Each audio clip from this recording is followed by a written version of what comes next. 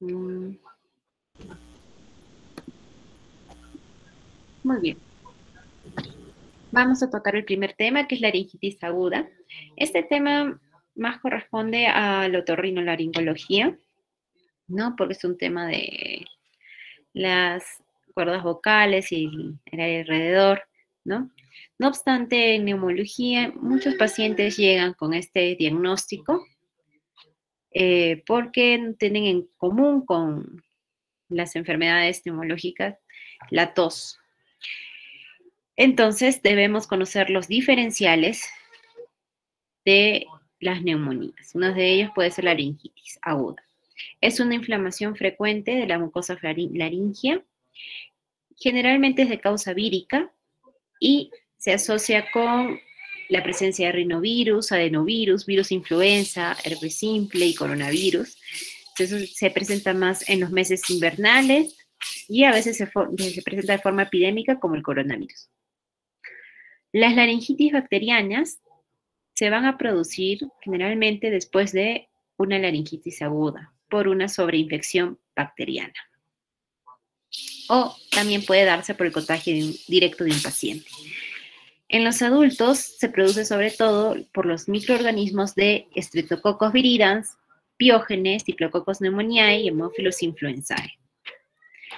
¿Cuál es la clínica? El paciente va a cursar con disfonía, molestia o dinofagia, una tos seca irritativa que suele persistir tras mejorar la disfonía. Además, puede haber malestar general, febrícula y escalofríos. El diagnóstico va a ser clínico y puede evolucionar bien y remitir a los 7 días, si es que no hay una sobreinfección bacteriana, que va a ser la tos productiva con una secreción mucopurulenta. ¿Cómo podemos observar directamente el compromiso de la laringe? Por medio de la laringoscopía, donde se va a ver edema y enrojecimiento difuso de la mucosa. También podría haber secreción mucopurulenta que nos indica una infección bacteriana. La mayoría de las laringitis, como son de causa vírica, tienen un curso autolimitado. No obstante, algunas van a requerir tratamiento antibiótico. Ya que el compromiso crónico de la lesión de la laringe puede causar lesiones traumáticas en la fonación y producir una disfonía crónica, ¿no? Además, la laringitis puede presentarse como un cuadro severo donde va a comprometer la vía aérea y habrá que hasta en un momento poder llegar a intubar al paciente, ¿no? Para proteger la vía aérea o realizar una traqueostomía. El tratamiento de la supraglotitis, la primordial es el control de la vía aérea. Está indicado en todos los casos de terapia de soporte con oxígeno. Debe haber una monitorización estricta y podemos utilizar cefalosporinas de tercera generación. En caso de alergia a la cefalosporina, podemos utilizar cloranfenicol o Astronam asociado a vancomicina. El tratamiento puede durar de 7 a 10 días y se puede dar en vía oral cuando los síntomas se hayan remitido. Algunos colegas usan corticoides endovenosos para disminuir la inflamación, aunque su uso es controversial. Y como había mencionado, cuando hay un compromiso severo, ¿no? Puede requerir intubación orotraqueal y traqueostomía. Ok, en cuanto a la bronquitis aguda, es la inflamación de vías respiratorias bajas. Corresponde al 5% de todas las consultas por tos y se da más frecuentemente en los meses de invierno y en los extremos de la vida. Generalmente, como la laringitis, su causa es vírica, por influenza, parainfluenza, virus sincitial respiratorio, coronavirus, adenovirus y rinovirus. Y en cuanto a la etiología bacteriana, se va a dar más frecuente en las bacterias atípicas, como el Mycoplasma pneumoniae, Clamidia pneumoniae y Rubella pertussis. ¿Qué se va a caracterizar el cuadro clínico? La influenza y el adenovirus se caracterizan por fiebre, tos, estornudos, Puede haber mialgias, hasta miositis, ¿no? Y tener una bioglobinuria y elevación de enzimas musculares en la sangre. La parainfluencia ocurre más en otoño, ¿no? Y se puede dar en casas de cuidados de salud.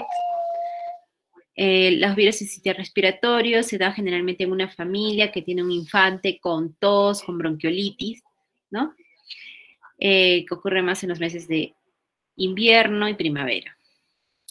El coronavirus, que se puede dar de forma epidémica, ¿no? Y se ha visto también en los militares, ¿no? En grupos de personas. Adenovirus, como he mencionado, se parece a la influenza, y el rinovirus da generalmente un cuadro leve, con leve fiebre. En cuanto a las bacterias atípicas, van a tener un periodo de incubación de 2 a 3 semanas en general, ¿no? Y generalmente afecta a los adultos jóvenes o a los adolescentes. Van a haber pacientes con tos, fiebre, malestar general, no una historia clínica alargada, ¿no? La fiebre no es muy elevada, leve, ¿no? Y también se asocia a grupos de personas, ¿no? En cuanto al tratamiento, se le puede dar al paciente expectorantes porque van a tener una hiperactividad bronquial con aumento de secreción de moco en las vías aéreas. Además, se le puede dar antihistamínicos, descongestionantes, y para causar una broncodilatación podemos utilizar beta-2 agonistas. Y el tratamiento antibiótico de acuerdo al tipo de etiología del paciente. Si en cuanto a los virus, se podría dar oseltamivir en influenza, y en los demás virus no hay un tratamiento específico. En cuanto a las bacterias atípicas, generalmente se le da macrólidos como primera opción, que generalmente se le da, si es acitromicina, 5 días, si es claritromicina, 7 días, eritromicina puede ser hasta 14 días. Muy bien, ahora pasemos al tercer tema, que son las bronquiectasias, ¿no? Esta exposición ha sido basada en la normativa de CEPAR, de la Sociedad Española, de la revista de la Sociedad Española. ¿Qué son las bronquiectasias? Las bronquiectasias son el resultado final de diferentes enfermedades que comprometen los pulmones y los bronquios, ¿no? Que van a llegar en consecuencia a la dilatación de los bronquios. Suelen cursar con infección e inflamación bronquial crónica, que se asocia a que sigan progresando la lesión de las bronquiectasias. Entonces, nuestro objetivo va a ser mejorar la clínica y detener la progresión, para lo cual vamos a tratar la etiología, las causas de infección aguda y crónica, y una fisioterapia importante en el paciente para el drenaje de secreciones. ¿Cuáles son las causas que van a generar bronquiectasias? Hay de varios tipos: las postinfecciosas, sean neumonías bacterianas, por hongos o virus, o micobacterias, como la tuberculosis, que es común en el Perú, obstrucción bronquial intrínseca o extrínseca por cuerpos extraños o tumores, inmunodeficiencias, déficit de inmunoglobulinas o síndromes congénitos raros, secundarias a quimioterapias, trasplantes, neoplasias hematológicas, SIDA, alteración de la esclera mucociliar, como la fibrosis quística, la discinesia ciliar, entre otros, reflujo gastroesofágico, inhalación de tóxicos, anormalidades congénitas del árbol traqueobronquial, como la traqueobroncomegalia, defectos del cartílago, secuestro pulmonar, entre otros, o asociados a enfermedades sistémicas, como la asociación con enfermedades del tejido conectivo, y entre ellas el más frecuente es la artritis reumatoide, la aspergilosis broncopulmonar alérgica, pancreatitis difusa, entre otros, y a veces no se sabe cuál es la causa que ha generado estas bronquiectasias. ¿Cuál es la clínica que va a traer el paciente con sospecha de bronquiectasias? El paciente va a referir una tos crónica, que a veces aumenta de secreción, ¿no?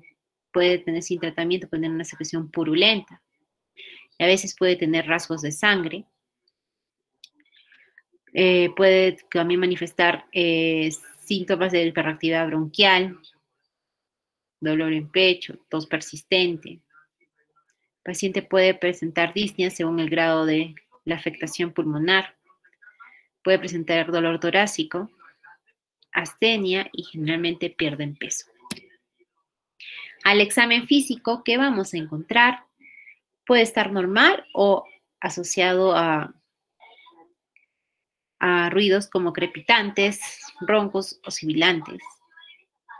Y un paciente que tiene insuficiencia respiratoria o hecho cuerpo pulmonar, le podemos encontrar acropaquias, caquexia. El diagnóstico de las bronquiectasias va a ser hecho por una tomografía de alta resolución sin contraste, es decir, cortes de 1 milímetro, y va a permitirnos valorar la extensión y morfología de las bronquiectasias, que pueden ser cilíndricas, varicosas, quísticas. Hay signos directos o indirectos. Los directos tenemos el signo del anillo en sello, que es la dilatación del bronquio con relación a una arteria a su costado, que sea mayor de 1 a 1.5. Falta de filamiento de los bronquios, visualización de bronquios a 1 centímetro de la pleura, que no deberían encontrarse ahí. Signos indirectos como engrosamiento de la pared bronquial, pérdida del volumen lobular, patrón hemosíaco, nódulos en árboles en brote y tapones de moco. Por ejemplo, aquí tenemos en las flechas blancas en el pulmón izquierdo, o sea, la imagen de anillo en sello, que es un bronquio dilatado al lado de una arteria. En el lado derecho, en el pulmón derecho, con las flechas huecas, observamos tapones mucosos. En el siguiente corte tomográfico observamos bronquiectasias quísticas en hilera, ¿no? Estas imágenes son del parénquima pulmonar en cortes axiales. La tomografía no solo nos ayuda a identificar las bronquiectasias, sino también si hay la etiología de lo que ha causado la bronquiectasia. Por ejemplo, el situs inverso, que podemos ver una dextrocardia, puede haber tranqueobroncomegalia, tumores que estén generando obstrucción, enfisema, EPOC asociado. Si el paciente, sus bronquiectasias probablemente son de tuberculosis, vamos a ver sobre todo en las regiones de los ápices pulmonares. Si es un paciente asmático y sospechamos una aspergilosis broncopulmonar alérgica, vamos a encontrar bronquiectasias a nivel central pariliar. También podría haber nódulos pequeños asociados que me podrían sugerir micobacterias no tuberculosas. Entonces, estas bronquiectasias son el lugar ideal para colonizar bacterias. Generalmente estas bacterias van a tener mecanismos que van a facilitar su persistencia al entorpecer la acción de los mecanismos de defensa y los de los antimicrobianos, formando biopelículas, hipermutabilidad, formación de cápsulas. Estas bacterias que no van a producir invasión a los tejidos, van a estar ahí en la superficie de las bronquiectasias, se llama patogenia pasiva. Cuando se eleva mucho el número de estas bacterias, podrían provocar un efecto inflamatorio sin necesidad de producir una acción directa. Tenemos diversos escenarios. Uno de ellos, la colonización bronquial.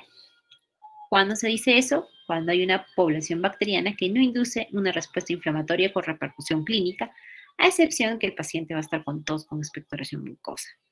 Puede ser inicial, intermitente, crónica, de acuerdo a los cultivos que tiene el paciente. Si tiene un cultivo inicial sin tratamiento previo, sin cultivos periódicos previos de un microorganismo, intermitente si tiene positivos y negativos para un mismo microorganismo que generalmente se dan cuando tienen baja cantidad de estos en las bronquiectasias, y crónica cuando tiene 3 o más cultivos positivos consecutivos en un periodo de 6 meses.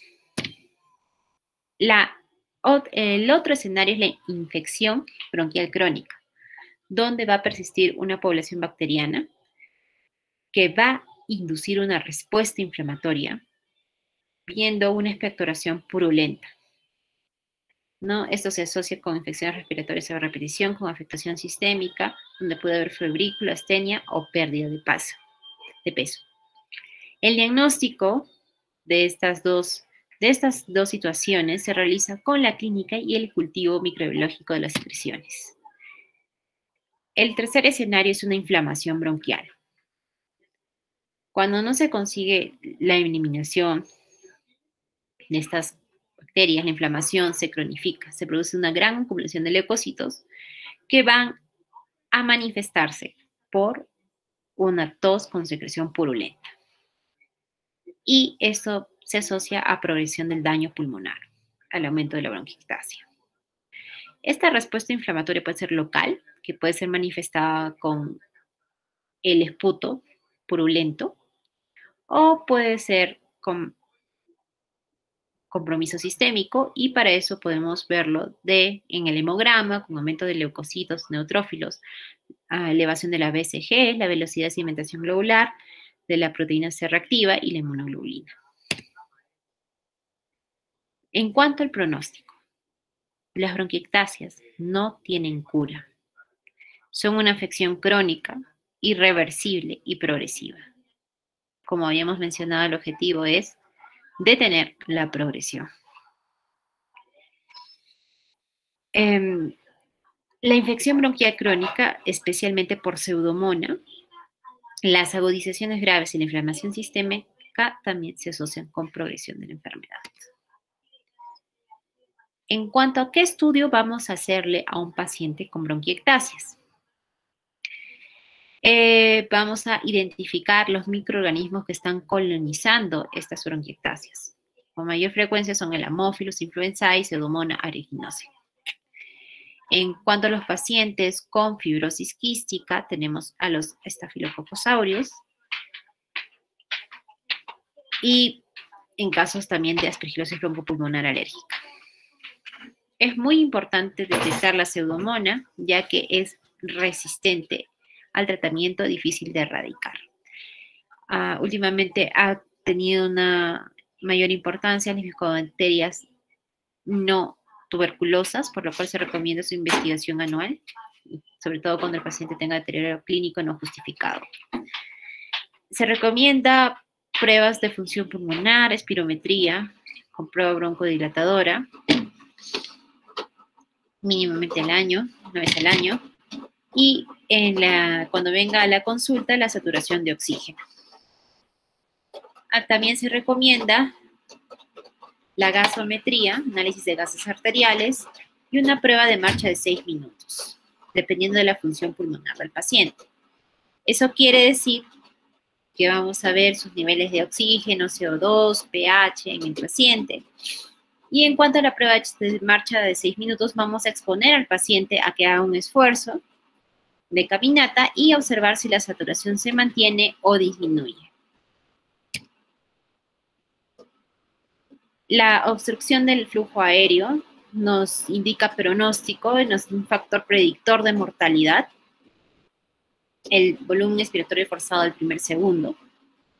Y nos va a manifestar el engrosamiento de la pared bronquial. Para evaluar la inflamación sistémica, como habíamos mencionado, hemograma, velocidad de sedimentación globular, proteína C reactiva y inmunoglobulina, sobre todo la A. También es importante ver los parámetros nutricionales de estos pacientes. Como habíamos mencionado, la tomografía de tórax es el elemento diagnóstico de las bronquiectasias y se recomienda realizarla cada 2 años si el paciente está con riesgo de progresión o aparezcan nuevas lesiones en una radiografía pulmonar.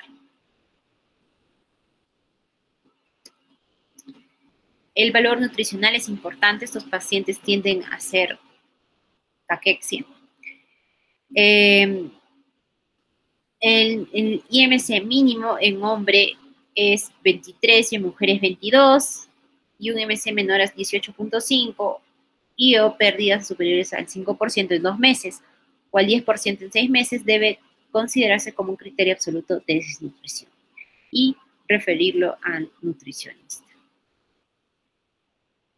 En cuanto al tratamiento, primero tratar la etiología que está causando las bronquiectasias, ¿no? Por ejemplo, la fibrosis quística, manejar la enfermedad de fondo. Por ejemplo, el reflujo gastroesofágico, manejarlo por gastroenterología. En las enfermedades del tejido conectivo, que lo maneje bien el reumatólogo. Tratamientos de la agudización, los antibióticos que me van a ayudar a disminuir las secreciones y tratar la hiperactividad bronquial. Y la elección de este antibiótico depende de la presencia o no de una colonización o infección bronquial crónica conocida.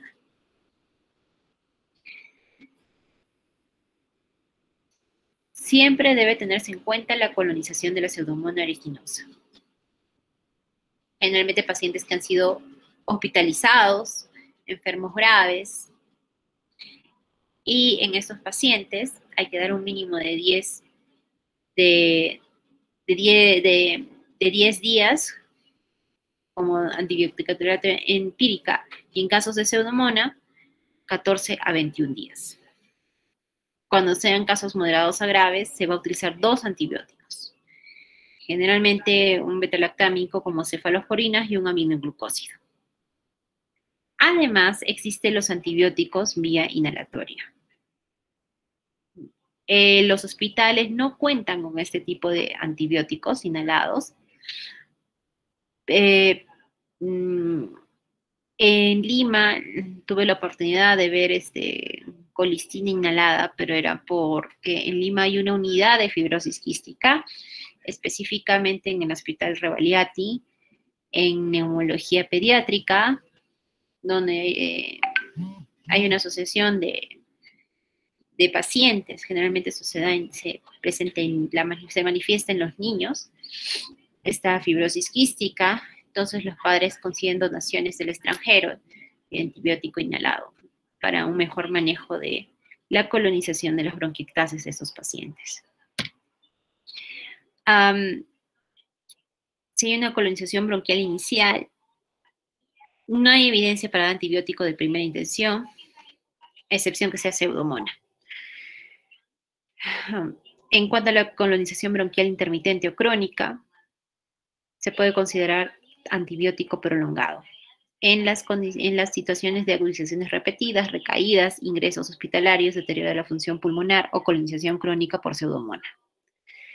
En cuanto a la infección bronquial crónica, se da tratamiento prolongado de antibióticos y drenaje de las secreciones. Todo esto para romper el círculo vicioso de infección e inflamación, para reducir la carga bacteriana que va a generar una respuesta inflamatoria. Los antibióticos disponibles por vía inhalada son la colistina y la tobramicina. Además, en la literatura describen a los macrólidos no solo como un antibiótico, sino como un inmunomodulador antiinflamatorio. Se ha visto efectividad en la bronquiolitis difusa y disminuye el número de agudizaciones en las bronquiectasias. Interfiere en la formación de biopelículas y se recomienda en una infección bronquial crónica por Pseudomonas. Se va a dar 250 a 500 miligramos en función del peso 3 días por semana por periodos de 3 a 6 meses. Otro medicamento que se puede utilizar en estos casos son corticoides inhalados cuando el paciente presenta hiperactividad bronquial.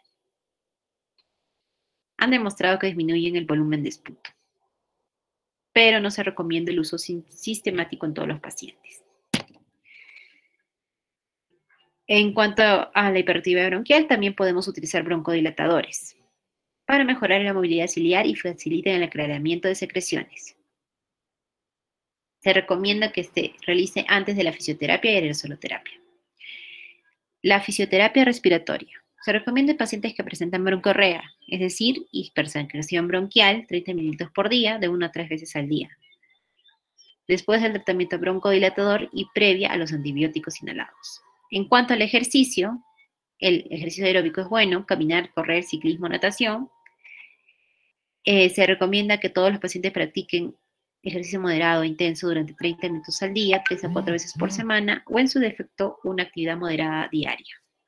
Además de las técnicas específicas de medicina física y rehabilitación.